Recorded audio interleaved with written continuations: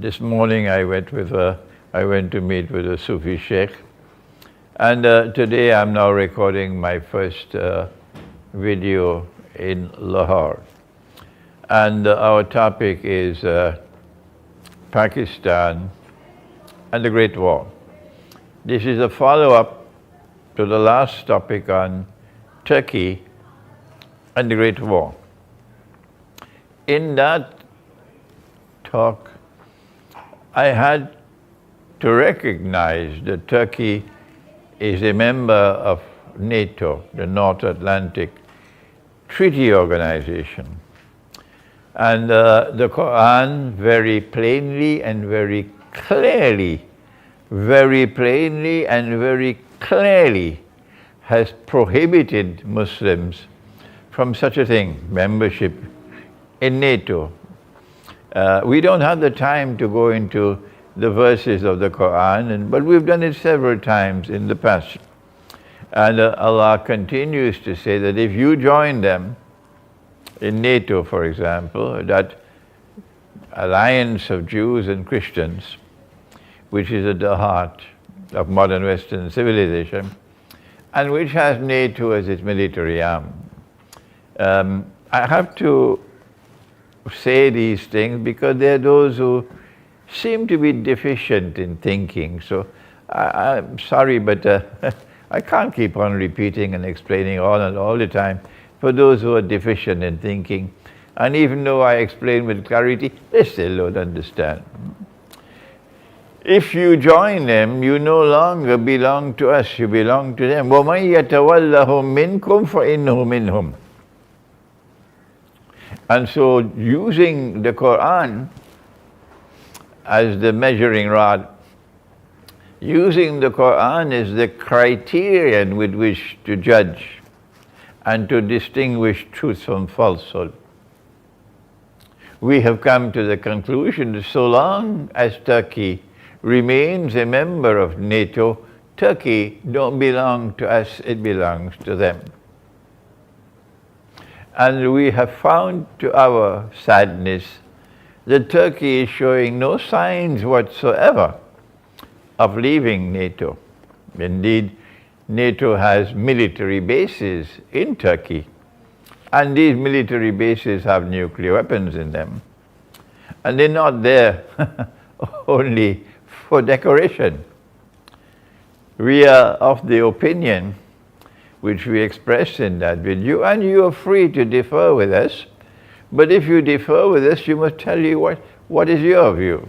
We are of the view that when the Great War starts, when NATO, which is lusting for war with Russia and China, provokes that war, and we expect it, and we hope we are wrong. Let me repeat it. We hope that we are wrong. Even though we repeat it, they don't hear me. We hope that we are wrong. We are expecting that war to take place during the 4 years of Joe Biden as president of the US. And we expect that by the time the war takes place, Turkey will still be a member of NATO. There's no sign showing any possibility of leaving. And so we are of the view that Turkey would be obliged, according to the law of the treaty by which you join NATO, to join in the war against Russia. All of this is simple to understand. It doesn't mean that I am against Turkey or against this one or against that one or against the Ottoman Empire. Nonsense. This is an analysis. And we have said, and this is our view, and we are sharing our views with you. And it is only to Allah's kindness that now there is an increasing number of people around the world who respect my views. Thank Allah for that. Yes, I know we have critics, but the Arab expression is, the dogs keep on barking, but the caravan moves on. And we thank Allah that more and more people are showing respect for my views. And that is that Russia is now the most powerful military power in the world. And there is much in Surah An-Naml to explain that. And that if Turkey joins in the war against NATO, then nuclear missiles will fly from Turkey against Moscow. So will Russia sit with its arms like this, folded, with Turkey, NATO's missiles, nuclear missiles flying from Turkey to Moscow and to Russia? The response, I believe, from Russia would destroy Turkey. This is my opinion. The Turkish army, the Turkish armed forces will be decimated. I'm not saying this because I don't like this one or don't like that one. I'm telling you, this is my military analysis. And I concluded that is perhaps because of Turkey's role in the Great War. That is why our Prophet, Allah's blessings be upon him, prophesied that within 7 months or 7 years of the Great War, the conquest of Constantinople will take place. But there are those who are deficient in understanding, and they don't understand that the conquest of Constantinople prophesied by Nabi Muhammad ﷺ will take place after the Great War. No. It took place before the Great War. The world of Islam is fed up with these schoolboys, fed up with you and incapable of even understanding simple things. Our Prophet prophesied the conquest of Constantinople after the Great War, and the Great War has not taken place as yet. And that conquest of Constantinople will become possible because the Turkish armed forces will be decimated in the event that Turkey joins with NATO in war on Russia. If Turkey does not join in that war with Russia, it will imply that Turkey would have left NATO before the war. If that happens, we would be very pleased and happy that Turkey is now acting in a manner consistent with the truth and submitting to the Quran, but we've not seen any signs that the Turkish leadership is showing that respect for the Quran. And then we've continued to explain that in our view, and you're free to differ with us, the primary reason for the conquest of Constantinople is not military, is not the freeing of the Bosphorus and the Straits of Dardanelles. This was a view I had 10 years ago when I gave my first lecture on this subject at the International Islamic University in Malaysia. Subsequently, I realized, no, this is one of the reasons that the Bosphorus and the Straits of Dardanelles will now be free from NATO, and that the Russian Navy will be able to pass through and enter into the Mediterranean, and that's bad news for Israel. But now I came to the conclusion that no, that's not the most important reason. Because Allah gives insight and He chooses when to give it. And we sit and we wait and we think and we think and we ponder and we analyze. And then the insight comes when it comes. That the primary reason for the conquest of Constantinople, whether they like it or they don't, whether they agree with it or they don't, is irrelevant. Because they would not have the power to prevent it. And that is that when we conquer Constantinople, we will return Hagia Sophia. When I arrived in Pakistan 6 weeks ago, I arrived to a country and a people who are all supporting the conversion of Hagia Sophia for the second time to a masjid. But in these 6 weeks that I have been here and explaining the subject from the Quran, I have not found even one Pakistani, not one, who has come before me to support it. Now they all agree At least those who are meeting with me, they all agree that no, this was wrong. To convert Hagia Sophia to a masjid for the second time, shamefully, disgracefully, sinfully. So this is a good sign that Pakistan can be saved from this brainwashing. And when we return Hagia Sophia to the Orthodox Christian world, then, says the Quran, at that time you see the fulfillment of the prophecy in the Quran that you'll most certainly find those who will be closest in love and affection for you to be a people who proclaim their identity that we are Christians. So it's not you who will decide who are the Christians who will be closest in love and affection for us. Thank you, we don't need your opinion. Thank you, keep your opinion to yourself, because this is the Quran. The Quran is not telling us that you will identify those Christians for us. So show respect for the Quran. The Quran is saying that they will themselves proclaim, we are Christians. And that's how we know them. They will proclaim, we are Christians. And we are the ones who are closest in love and affection for you.